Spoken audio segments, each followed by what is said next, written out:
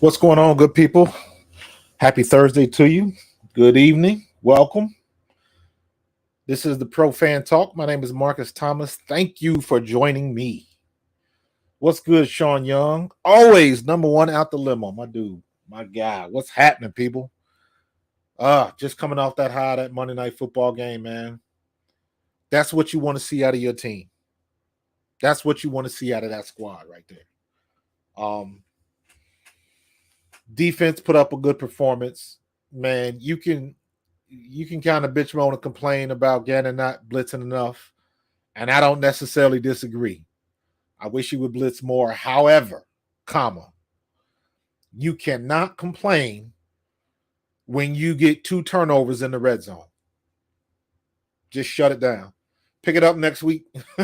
If you got something to complain about next week, you do it then. But you can't say nothing about Gannon this week. The defense balled. There's some things that we're going to look at tonight that I have questions about, but I understand it. Rob Povia, number 2 out the limo, man. What's going on, dude? Let's go, brother. So, we are establishing ourselves as a legit team, offensively and defensively. Jalen Hurts is establishing himself as a legit quarterback, throwing the ball and running the ball. Rob saying he agrees with the poll. How about 5 sacks? I would love to see that. But as we're going to talk about a little bit later on, that might not necessarily be the case.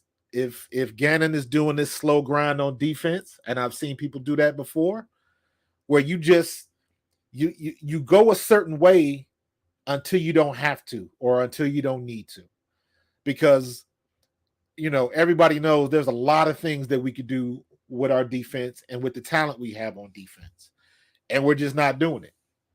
However, that doesn't mean it's not going to be done later in the season.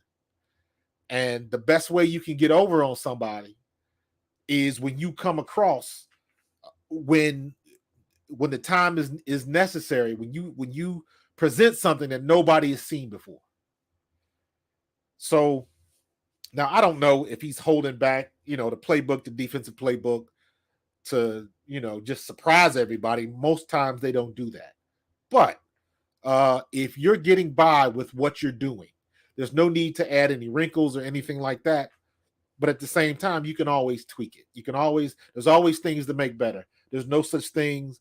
When you look at tape, when you play ball and you look at the film after the game, there's always something you can do better. Always. Slay was player of the game, clearly. But I'm mad because he should have had 4 picks. Not 3, but 4.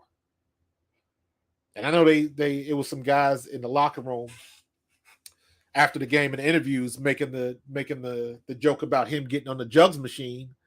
And I agree. Man, get on that jugs machine, man. You should have 4 picks. You should have about 6 picks right now and be leading the league in interceptions. And when we played Detroit, when Detroit scored their last touchdown, and that at least got them back in the game, right? Slay had an opportunity for a pick, and again, he dropped it. And it's like those are the opportunities that we must take advantage of to just put the foot on the neck and double tap somebody. Those are the plays that we have to have, the catches that we have to have, so we can leave no doubt. You guys had a good run. You're not scoring. You're not making it a 1-possession game, and maybe you'll get the onside kick. No, we're not doing that. Stop the momentum right there. We got the ball. They hadn't been able to stop us from running the ball. So I would have figured we would have marched down and we would have scored. Same way against Minnesota. We had some opportunities to kind of really put it out of reach. And then what happens? We get a blocked field goal. Like, come on, son. The last thing you want to be worried about is special teams, because if that is one thing that will bite you in the behind quicker than anything else, because you never see it coming. You never see it coming. And it's like Patrick Peterson blocking a field goal. That's somebody.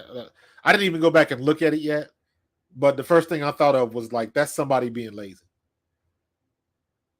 Just straight lazy. Not even, you didn't take the step out and stick your wing out far enough to just get a piece of them. All you got to do is get a piece of them to slow them down a little bit. But we couldn't even do that. But again, it's hard to complain when you win like that, when you have such a dominant win. But there are things we can improve. I don't like go through the whole second half, not scoring no points. Jeremiah Butler, number 3 out the limo. What's good, bro? Hey, yo. I don't like going through the second half. Jason McLaughlin, number 4 out the limo. We are going to destroy Washington. Man, I hope you're right, bro. I hope you're right, Jason. I want to destroy him. We have the talent to destroy him. However, they got a good coach over there. I like Ron Rivera. I thought he was a good hire for him. He's got a good defensive mind, and he's a good coach. He's that dude that you'll run through the wall for. On top of, you got the whole cancer thing in the background, so people are pulling for him. He's a good dude. He's one of those types of coaches. You can't say that about everybody. But, he ain't going to make the mistakes that O'Connell made for Minnesota. He ain't going to do that. So, Deshaun Herndon, number 5 out the limo, man. Welcome. Yeah, we did leave a lot of points on the field, bro. Yes, we did. I agree 100%. We left some points on the board. And not for nothing, the game was closer than the score dictates. Because if Minnesota catches a couple of passes, it's still a tight game. Still a very tight game. So, yes, we did. I agree. We did leave some points on the field. We did get lucky on a couple of opportunities. That's just the way the ball bounces. Sometimes we'll get lucky. Sometimes we won't. The next game, somebody's going to catch that pass. Or we won't get a penalty. Also, the penalties, man. We got to talk about the penalties, man. We cannot keep shooting ourselves in the foot. And I don't care what anybody say. When it comes to penalties, that's something that you got to rep out. Some of those calls, the holding call on Mailata was suspect. I didn't agree with it. But the illegal man downfield, we got that, twice in a row? Like, come on, man. You got to coach that out. What's up, Murph? What's going on, brother? Sean Murphy in the building. But we got to get rid of the penalties, man. That they happen at the worst time. Gainwell had a good game. Penalty. I think Boston Scott had a really good run, really good screenplay, and a penalty.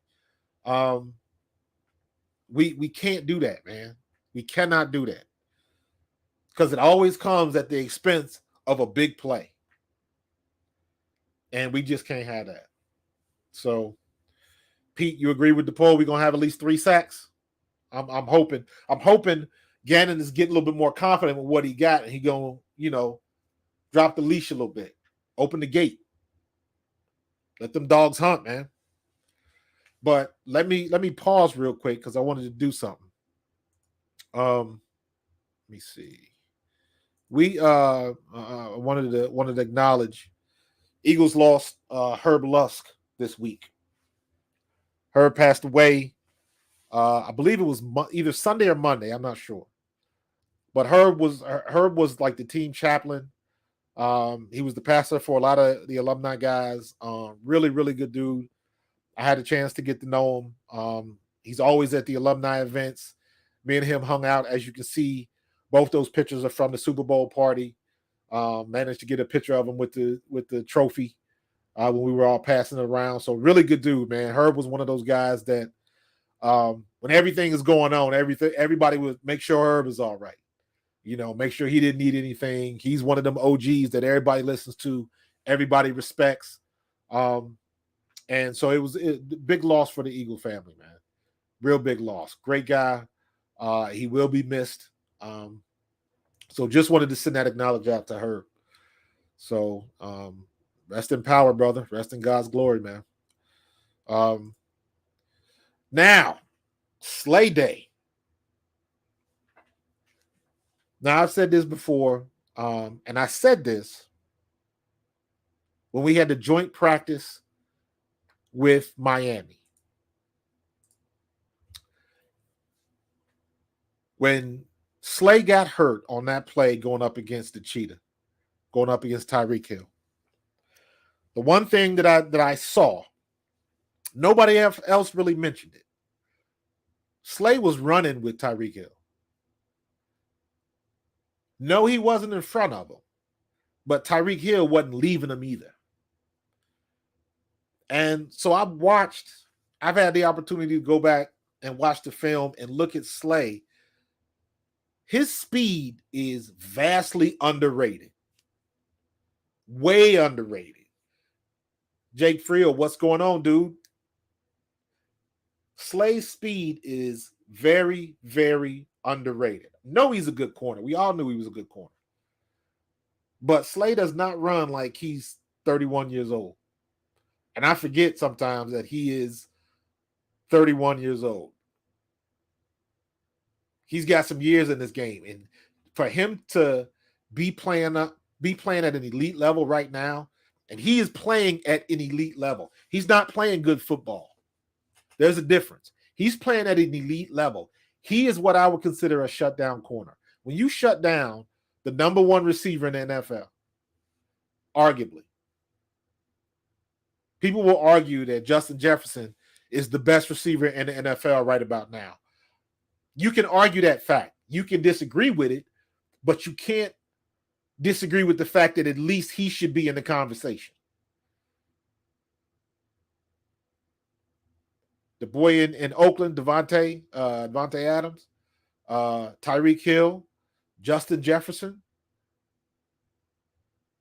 What's the guy from Didn't Nobody Give Two Thoughts About? Saint from Detroit. What's his last name? Saint Amon? No, Amon Saint something. I can't remember. I can't think of his last name. But that boy from Detroit is balling.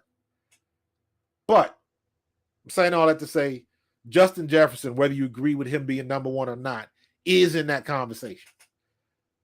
And Slay shut him down. He didn't contain him. He shut him down. So he got to be commended for that. I did not expect that. Thank you, Sean. Thanks, Murph. St. Brown. I couldn't get that out. Diggs, Jeremiah, definitely put Diggs in that picture. Man. But Slay, listen, props to him, man, because he impressed me. It's one of those things where you know somebody is good, and then you like, oh, I didn't know it was like that. Like, Slay's been putting it down. Slay has not lost a step. He is a shutdown corner now until somebody proves otherwise. Maximum effort on that. Supreme effort on that one. So props to him, bro. So we got Thursday Night Football getting ready to rock and roll. Steelers at the Browns. I actually think the Browns are going to win this game. The Browns should be 2-0. The Browns should not have lost last week. Brissett throws that garbage pick at the end, but it never should have got to that if the running back is more aware. If that coaching staff is more aware, because you gotta talk that up. We've seen that happen a couple of times, and most people don't have that type of awareness. You don't. As a running back, when something open up, you taking it to the house. So you really got to be thinking. That has to be discussed before. Like, hey, if you break out of this, don't score so we can run out the clock and secure this win. You got to tell people that most of the time. So if they would have had a little bit more awareness, they would have walked away with that win. So, but I think Steelers might be in trouble tonight. Browns, because Browns are playing better than everybody has expected. And I don't know if the Steelers they're satisfied with their quarterback yet. So we'll see tonight.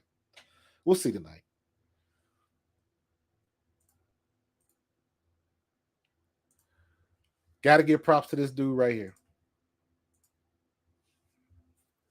What's that meme that everybody plays now? I understand the assignment.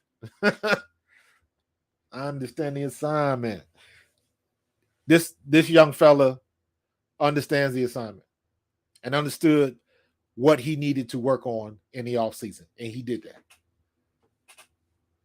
He did that. He put in the work. He put in the work. I posted it on my Facebook group this week, the interview on the Rich Eisen show with Marshall Faulk. And Marshall Faulk was kind of gushing over him a little bit. And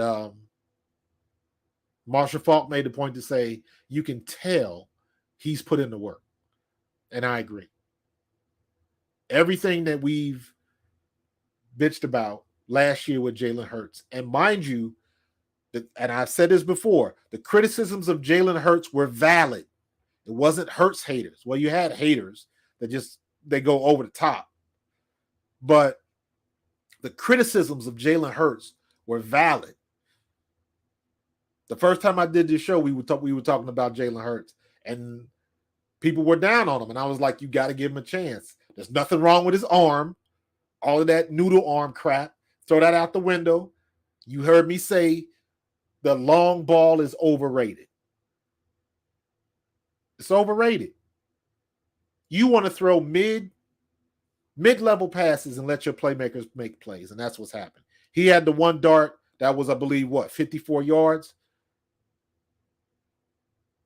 But none of these quarterbacks are launching it 80 yards or nothing like that. They're throwing short to mid passes, and their playmakers are making plays.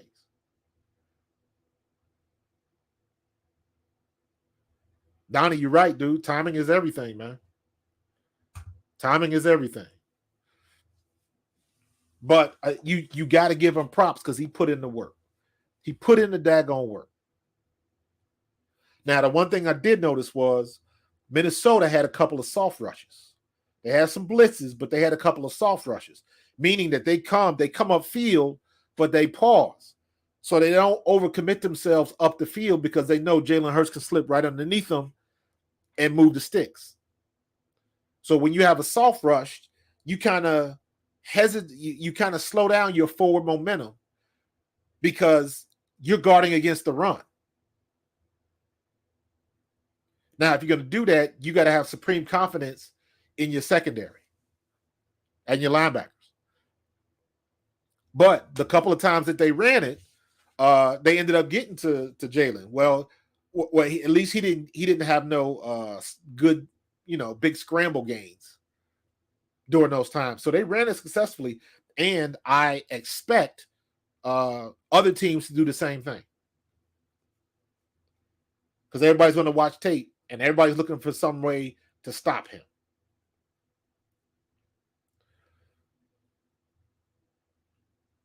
So, Jason, I don't understand why people think he can't throw either. I always make this comparison. They were saying the same thing about Tua. And I never get it. I never understood it. And I'm like, what are you looking at? And to me, it just seems like people that don't like a player, they're going to take whatever criticism that exists and they're going to multiply it to the nth degree. His accuracy was valid. Jalen Hurts was not accurate last year. His anticipation was valid. He threw the ball late, which caused some picks last year. That was valid. Reading the defense, everybody and their mama saw what happened in Tampa Bay. That was valid. But the noodle arm and all of that kind of stuff, he threw 3 bombs. Y'all forget that he threw the 3 bombs last year that got called back. One was a penalty, and the other 2, they stepped out of bounds. So that's just something for people to just go to the nth degree, and they're not watching the tape. Definitely not watching the tape. So who's Dark now? You talking about wait till week 8 when the NFL season really starts. I don't disagree with you, but I say my opinion is week 4 or technically week 5. Week 4 going into week 5. Because by week 4, everybody has tape on everybody. What's up, Pop? Charles Thomas in the building. That's my dad, folks. Say what's up. By week 4, everybody has film on everybody. So now there's no surprises. That's why games get a little bit tighter. So if you see quarterbacks still lighting it up, week 5, 6, 7, to your point, Dartmouth, up to 8, and you keeping it moving, those are the people that are getting it done. Those are the quarterbacks that are getting it done. That's the next step for Jalen Hurts. Everybody still, I said this phrase last week, everybody still got system shock.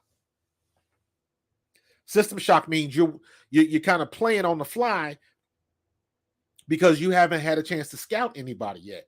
When you're in the beginning of a season, you watch tape from last year because there's nothing for the current year yet. So you're looking at all last year's stuff. Teams that have new coordinators, offensively and defensively, they give opponents the worst problems because there's no frame of reference. They got to go back sometimes 1, 2, or 3 years ago when they used to coach for another team and see what they did for that team. And there's so many other variables that can come into play, you might not be getting a true look. So it's a lot more difficult to gauge new coaches and new coordinators and things of that nature. But as the season goes on, now you got them on film. Washington has now seen us against Detroit, and they've seen us against Minnesota. So rest assured, Ron Rivera is not going to make the same defensive mistakes that O'Connell made for Minnesota. He ain't going to do that. If he does, well, then he's a garbage coach too.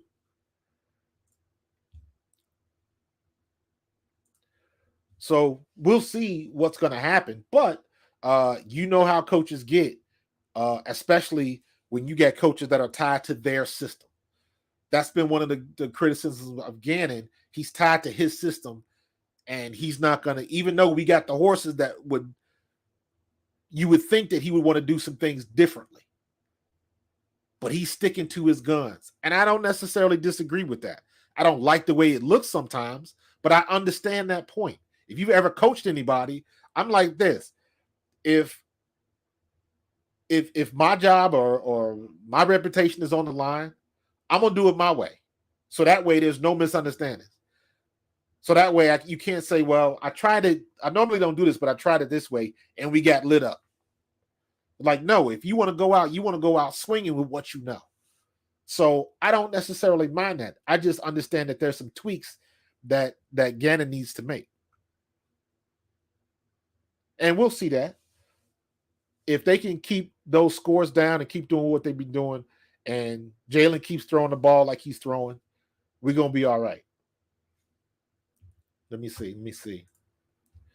The biggest question I have with Jalen Hurts is, can he throw us back into a game if we ever go down 2 more possessions? That's what he needs to prove throughout some point.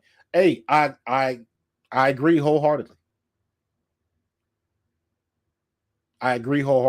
The problem is you kind of don't want to see that situation happen. You know it's going to happen, but you don't want to see it happen.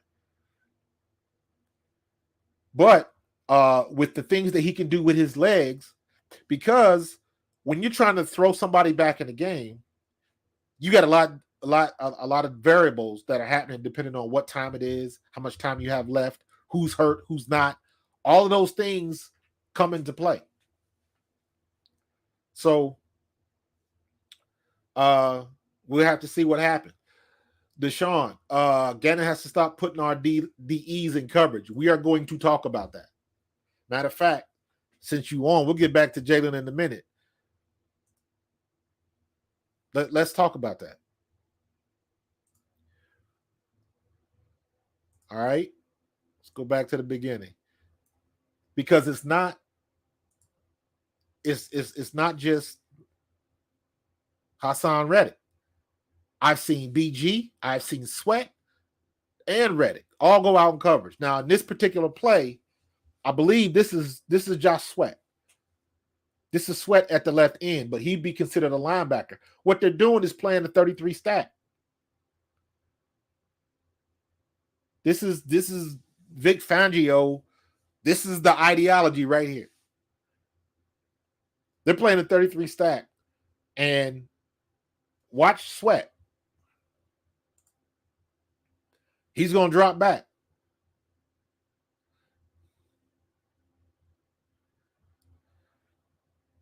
So that's just the scheme that they run. And that's what they're expecting to do. I don't like to see it. Josh Sweat should not be back in pass coverage trying to cover a tight end. Now, let me show you what's wrong with that. Now, we got a different play. Now we're looking at that's Reddick. That's Hassan Reddick. But they basically got him at linebacker. That's still basically a 33 because they're in nickel. Because I believe Slay's up here. No, Slay's on the right side. I believe on the slot, you got Epps. Bradbury's on the slot. Chauncey's over here. So, but watch what happens to Reddick on this and on the right slot. I believe that's the tight end. Watch what happens to him.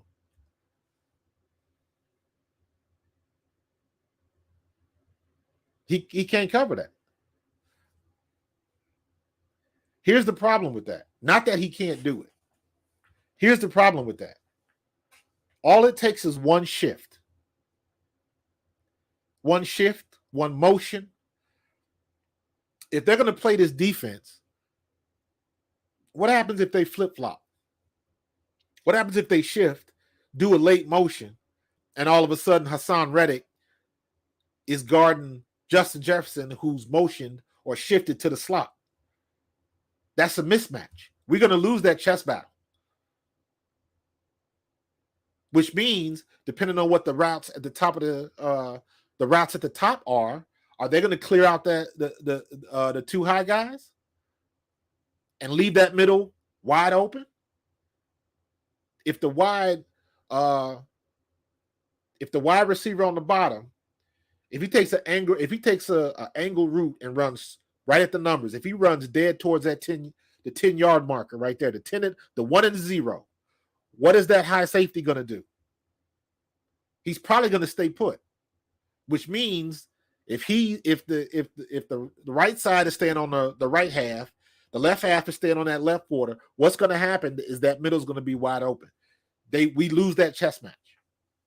So I understand why they do it, but you got to be able to have the horses to cover, and Hassan can cover to a degree, but it doesn't take much. He's not used to doing that.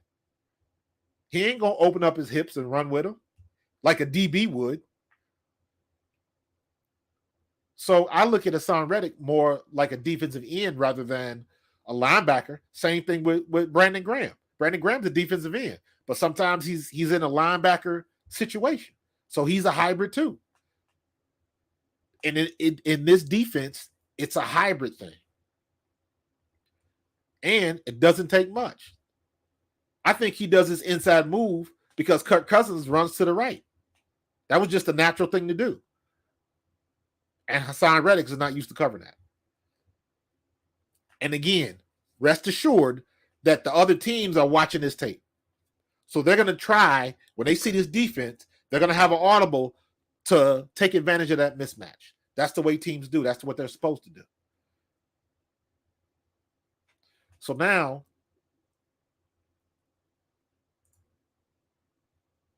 here's what's been happening. And I noticed this. Here's when, again, if we're getting good pressure on upfield, here's when the teams can take our momentum and use it against us. They do that Aikido move. Use your momentum against your opponent, right? Now, again, watch Josh Sweat at the bottom, 94. Watch what he does. He gets upfield, and then watch where the play goes.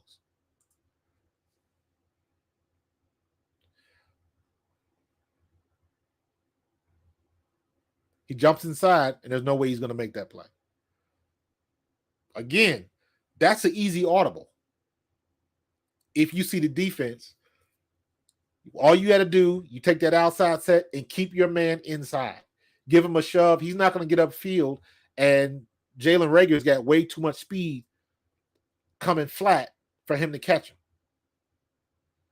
If he take a straight shot going straight up the field, he can meet him at his depth, but he's not. He's got to go inside, and that one step inside gives Jalen Reagor plenty enough time to get outside, and he turns into what, the 17-yard game?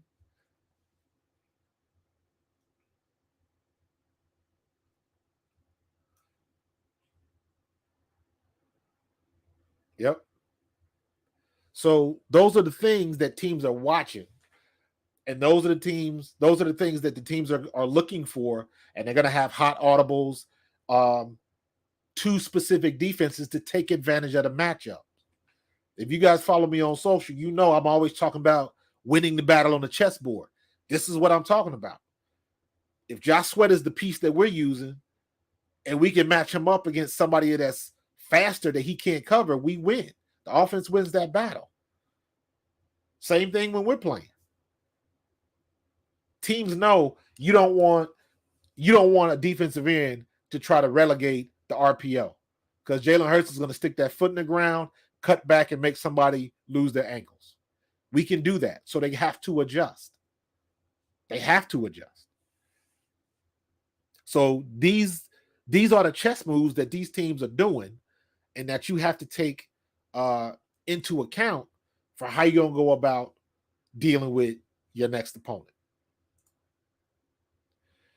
Now, back to our offense, the one thing that we are in a very good situation. We are in a very good situation. We now have a legitimate triple threat.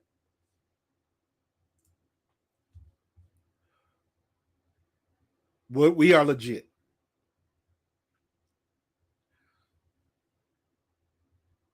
You have to pick your poison. And you got to add to that, because the fourth part of that is Jalen Hurts. The fifth part of that is Miles Sanders. Miles Sanders, where my notes at? Miles Sanders, no, I wrote it down. We'll get to it. I got a slide, so I'll get to that slide. But we got a triple threat right now. You got to pick your poison. Devontae got involved real early. Dallas Goedert is just don't even talk about Dallas Goedert. I want the national media to not say a word about Dallas Goedert. I want the national media to keep saying nothing about Miles Sanders. Don't say nothing. People forget about him like he ain't even there. And he quietly put up 86. Miles Sanders quietly put up 80. Y'all keep focusing on AJ and the Slim Reaper. Keep doing that. I ain't got no problem with that, because we gonna keep it moving. And y'all remember the way Jalen's throwing the ball. Do y'all remember last year how much crap he took because he couldn't throw left? Force him out to the right, he can beat you. If you make him go left, I think his percentage dropped down to like the 20s or the 30s or something like that. It was bad. But look, you see right now, he understood the assignment. That's what Dartmouth. Exactly. You can't defend it. You got to pick your poison. And now it seems like, thank goodness, we are actually running screens that are working if we could stop the damn penalties. That's gonna come. We still shooting ourselves in the foot with some of these penalties, and our tackling still is suspect. I expect that to change for the better this week. Takes 2 weeks to get that out of your system. Now you got 2 games, you got the feeling. Now you just got to wrap up. But Jalen going to his left, that's one more thing. Now you can't say he can't read defenses, and now there might be some looks that might give him trouble, but for the most part, he's sitting back in the pocket, handling his business. Last year, I was of the opinion that if Jalen Hurts threw the ball more than 25 times a game, we were in trouble. We were in trouble because we did not have the type of team, and this is not the climate where he was going to be able to take those lumps. because it would have all been he's not ready, he's not the guy, this, that, and the other.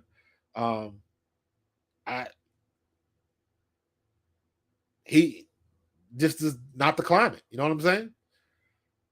What's up, Tom? Yeah, we gonna talk about it, bro. But you gotta remember, like I always like to use an example, and it's funny because now this is an old school example. You go back and you look at, and I'm talking about the best to ever do it. You go back and you look at Troy Aikman. You go back and look at Peyton Manning.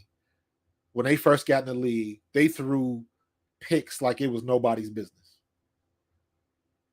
I believe Peyton Manning at that time broke the record for rookies for number of interceptions when he was with the Colts. But everybody knew, they had the expectations that they knew he was going to be good. So they had to let him take his lumps.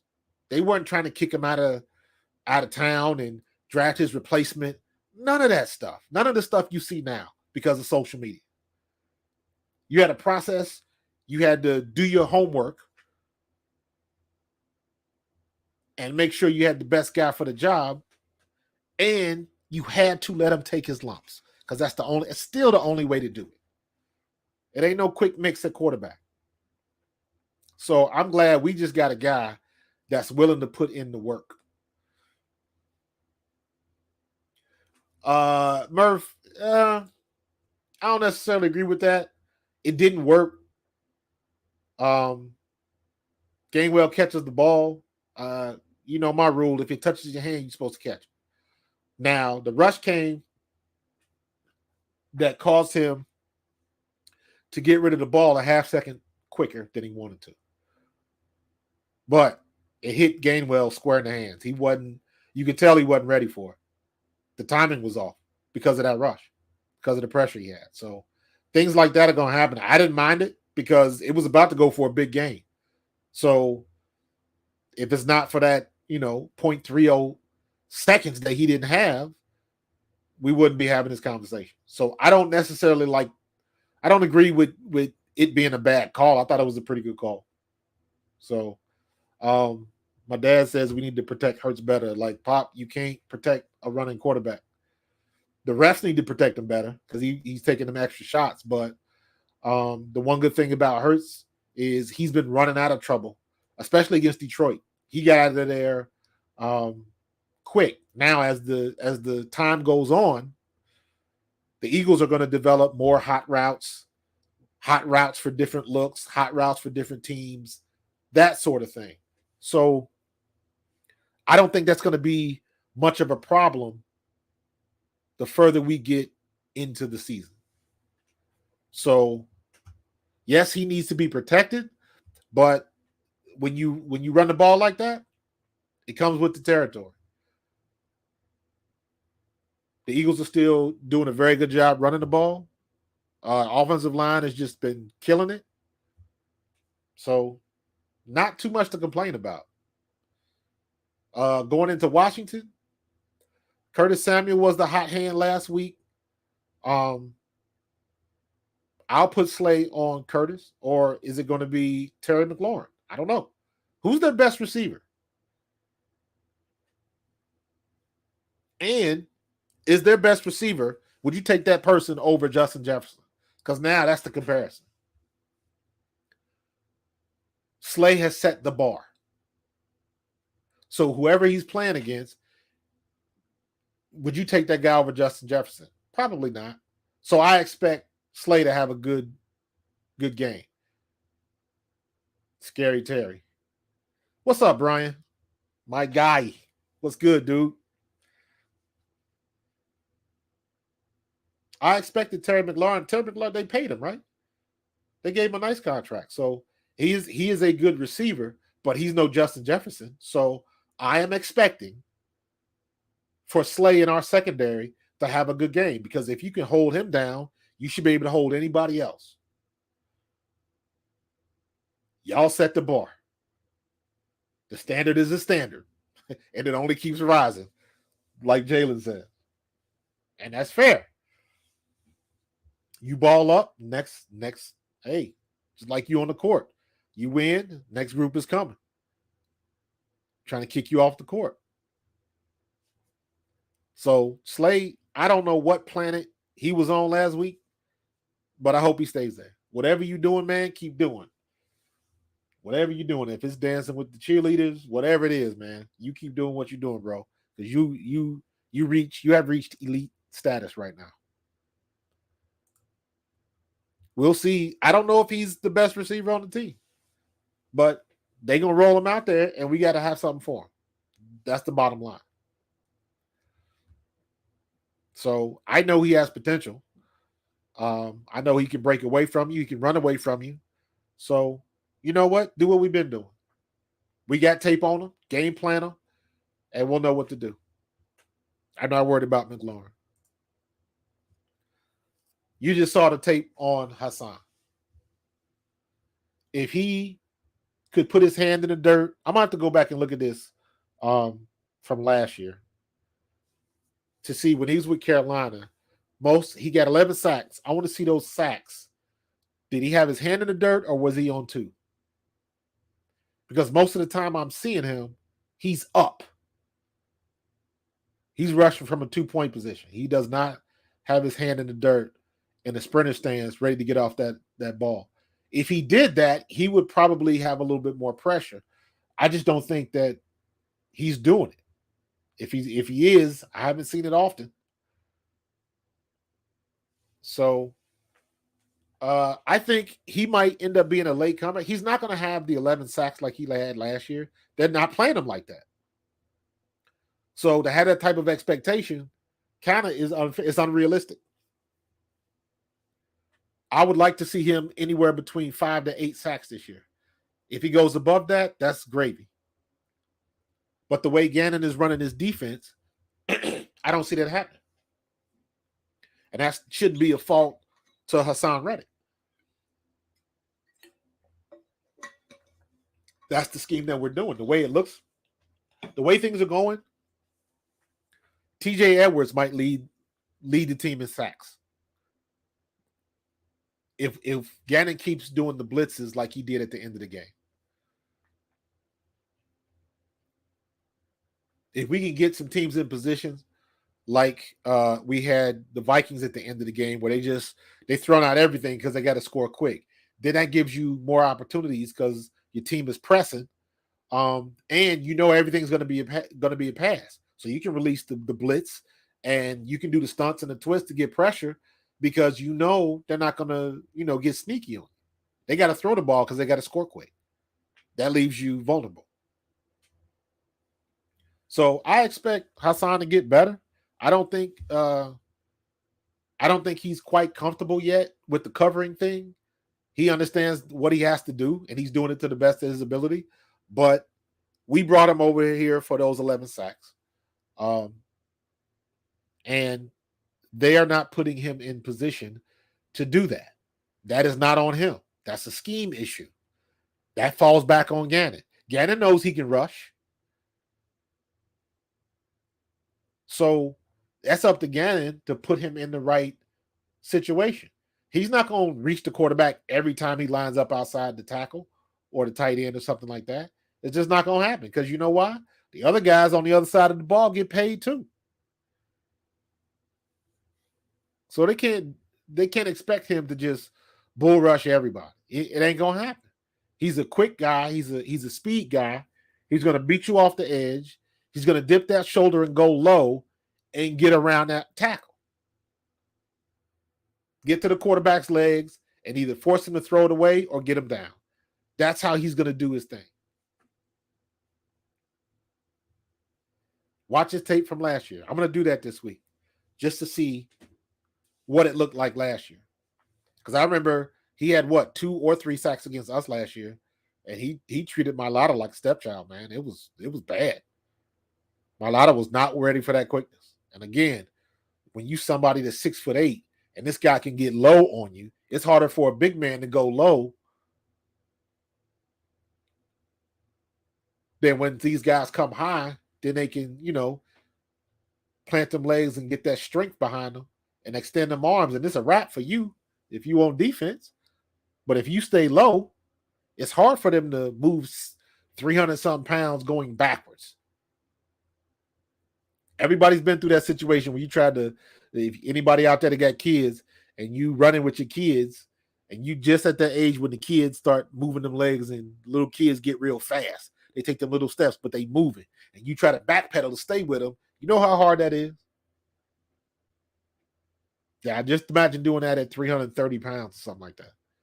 He'll always have the advantage, but I still say you got to use him in the right place. So, would you let Slay play offense? No. Absolutely not.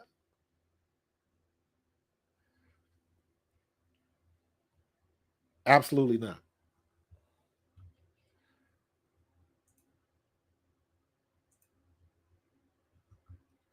You can't. That's like asking Beethoven to play the drums, man. You can't. No. Like, why would you put him on offense?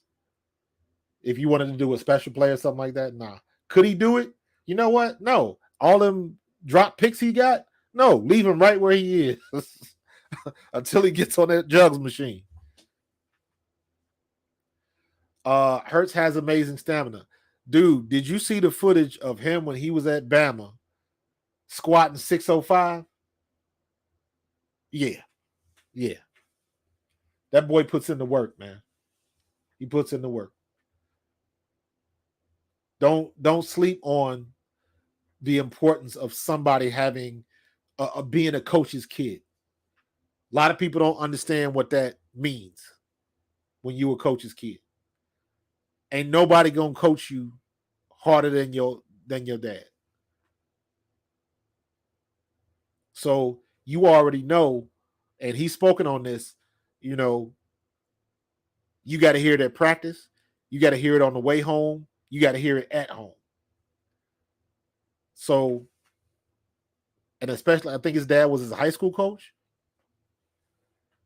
To be able to handle that, like people don't understand, to be in that situation, to be able to handle that, and not for nothing else. I say this all the time, and I will keep beating this dead horse. Y'all don't give enough credit for Jalen being in the same offense for the second year. He does not get enough credit for that. I wish I could find like my old school Eagles playbook. It was a 3-ring binder that was like 3.5 inches thick. Each page, front and back, had 3 to 4 plays. Then you got plays versus this defense, plays versus that defense, then your schemes, then your packages, all of that kind of stuff. And to have to learn it is difficult enough to learn. Then everything you learn, you got to throw out because you got a new offensive coordinator. So you got to relearn it again. And then because you're the quarterback, you got to know it better than everybody else because you got to be the guy that tells everybody what to do at every position. You got to know what your center's going to do. You got to know what protection call, if they're going right, left, twist, whatever. You got to know all of that, the blocking calls, the hot routes. Then you got to tell your receivers what to do against every defensive front. You got to know all of that. And you got to be able to recite it. Snappy, super quick. And I say that because being a rookie in camp, when I was with the Eagles, you get there, I was late because I had to take a final exam so I could graduate on time. Got there a day late. They throw the book. No, it wasn't a book. They throw, I don't know. It was like 20 pages worth of plays that I had missed from the day before. And I'm sitting there eating, and they throw the package of pages in front of my desk. This is what you missed. Learn it tomorrow. And you're like overwhelmed with that stuff. It's crazy. But to be able to learn all that stuff, and then you got to regurgitate it and tell people what they're supposed to do. Because when you're a rookie, you always asking for, what do I do? Where do I go? Because you're nervous and everything that comes with that. It's crazy. So for him to learn all these new offenses every year, high school, college, and in the pros, and to be able to learn it and still be able to do what he's done is beyond impressive to me. Beyond impressive. Will Hurts' contract renewal affect his team? No. That's what quarterbacks do. He earned it. He earned it. He has earned every bit of whatever he gets. Are the kick returners a concern? To me, yes. Quez Watkins needs to be out of there. Just go ahead and put Covey back. Kick return, punt return. KR, PR. Keep him back there. Quez Watkins he looked like he ain't about that life. That's just my opinion from what I've seen. He ain't about that life. So just put Covey back there. Let him do what he do. As long as he catches the ball, every now and then he going to pop one for like maybe 20, 30, get a good return, and maybe he'll take one to the house. But get Quez Watkins out of there for kick return. He shouldn't be there.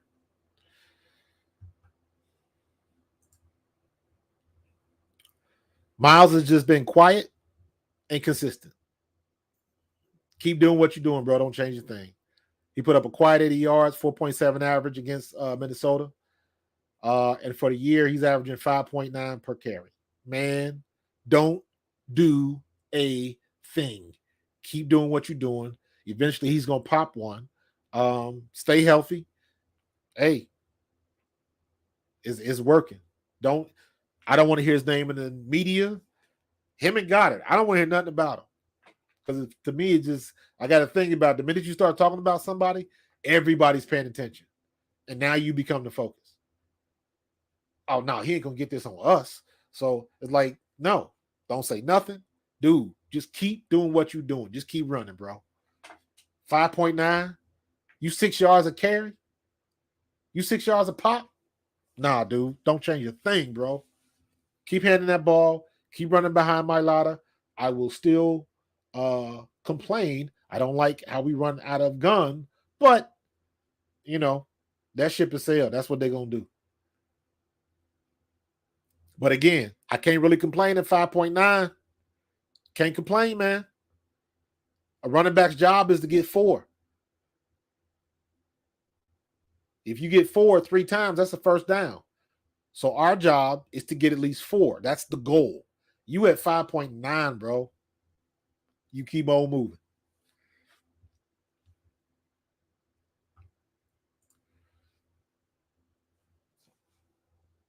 Listen, Jeremiah, I'm with you, bro. I was a Miles fan last year. People were down on Miles, and they were down on Miles because he kept getting hurt. That was valid. His health was valid. I remember that game last year. He popped that 30-yard run, and he made a slight cut back left. And I remember watching the play, and I said it out loud. He just twisted his ankle. You can barely see it. But being a running back and having been through that exact same situation, I knew it when I saw it. And I was like, here we go again. He's got to, as long as he stays healthy, he's a home run hitter in my book. And 5.9 per, you can't argue with that. So I've always been a fan of Miles.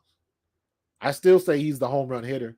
And let him, I can't even say that. He got 17 carries. I'm old school. Give me the rock. 15 to 20 every game. Give me the rock. Let me do what I do. And running backs, they get into the game. They get better. You saw when we played Detroit, you saw what Swift was doing. The more they kept feeding him, the better he was getting. He ended up with what, 154 on us? Running backs got to get warmed up. Then running backs get into the feel of the game. They get their legs. They get into the field. Then they get to that next level where you get in the zone. When running backs get in the zone, it's a beautiful thing. When that ball is snapped, everything goes slow motion. Your vision gets wide. You see those holes crystal clear. You can see a cutback lane all the way over here when there's no reason why you should be able to see that because the play is going the opposite way. But you saw something when you're in the zone. You see things differently. It's an incredible feeling. It's hard to explain. It's very, very difficult to explain.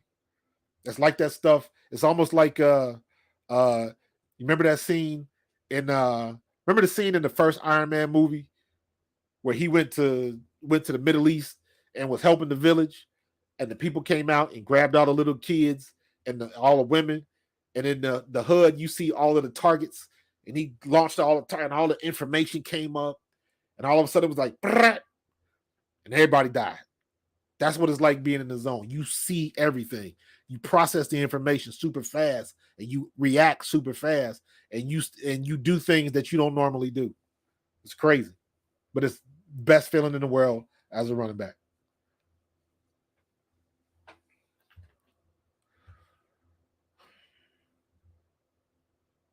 Yeah, JB, he doing it, man, and they got to keep feeding him. Stop taking him out. Keep feeding him. Don't sleep on Carson. Don't sleep on Carson. Carson is not a scrub quarterback. He can still sling the rock. He had a good game against Detroit. I didn't watch the game. I haven't watched film on it. I'm gonna watch a little film study probably tomorrow and Saturday before the game because I want to see what the defensive front looks like. But dude, 30 for 46, 333, 3 touchdowns, 1 pick. That's a pretty good day. I don't know how they lost, but not for nothing. Detroit is a good team, man. You can't. I remember we caught a lot of flack because Detroit put 35 on us, and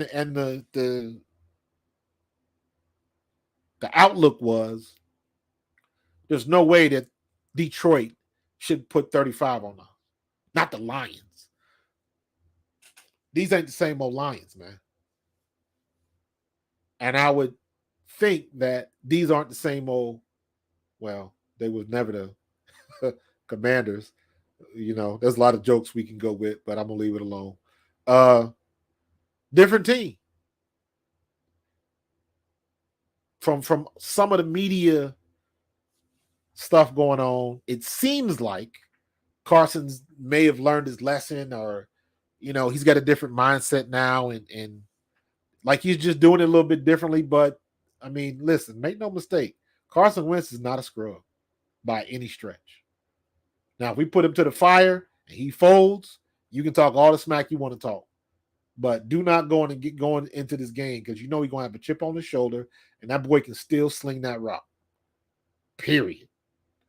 And don't forget, Carson can move. Carson can run the ball. That's how he got hurt with us. So, I don't take anything lightly, so don't sleep. D-line and safety should eat. Carson's going to hold the ball longer than Goff and Kirk. Interesting. I need to stat that. He doesn't do much underneath. Ganon's defense should match up well against him. I hope you're right, man. I got to watch a little bit more film on him, see what he did against Detroit. But, okay. I like the way you think, bro. Show enough. I dig it. Said this before twice. Ron Rivera is not going to make the mistakes like Minnesota did. He's too smart of a coach. I just think he's been around too long. He knows what he's got, and he knows what to do with it. So expect Washington to have those boys ready. Period.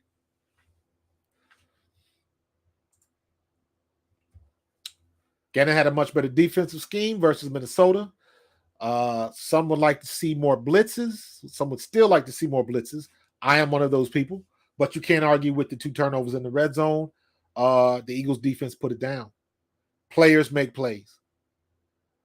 You might not like the scheme, but we got the players that can make plays. So everything is working together. So if we can bitch, moan, and complain because Detroit put 35 on us, guess what? We held the number 1 receiver to 40-something yards and didn't get in the end zone. So, hey, that's on Gannon. If he got to take the bad, he can take the good. This one's on Gannon. Good game. Let's see if we can take it to the next step. So we got a good opportunity to really, really solidify. Everybody else is talking after that game. You got all the talking heads, the people that still not on board with Hurts. I don't understand what you need to see to be quote unquote on board, because there's going to be a lot of quarterbacks that are ranked higher, much higher than Jalen Hurts. They're going to have bad games, or they're going to have an average game. And on board is not an issue. So I don't understand that. At the end of the day, you winning or you not. Stop playing. The rest of it doesn't matter. You know me. Y'all heard what I said. I don't need Jalen Hurts to be great. He was great on Monday Night Football. Great to me is gravy. That's icing on the cake. I need him to be good and consistent, so we can see if he can be good and consistent. We already know he's good. Can he be consistent now? Now, if he's doing the same thing at week 8, when we go into the bye week, now he's playing great. I don't expect it, but now that he is, I'm rolling with it, because now he's playing above and beyond. And that's what puts you at that next level.